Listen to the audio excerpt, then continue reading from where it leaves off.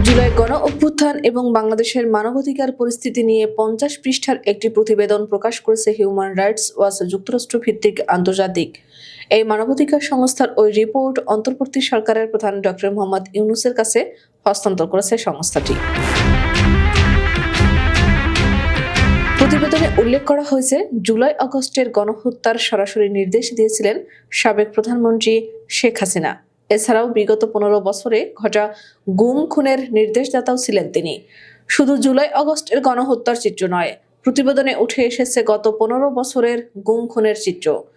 বলা হয়েছে, গত 15 বছর ধরে শেখ হাসিনার নিষ্পেষণমূলক হাতিয়ারের মূল উপাদান হিসেবে ব্যবহৃত হয়েছে নিরাপত্তা রক্ষাকারী বাহিনী। তারা পর্যায়ক্রমে বিরোধী দলীয় সদস্য, সমালোচক, সাংবাদিক ও মানবাধিকার কর্মীদের টার্গেট করেছে। এক্ষেত্রে বানোয়াট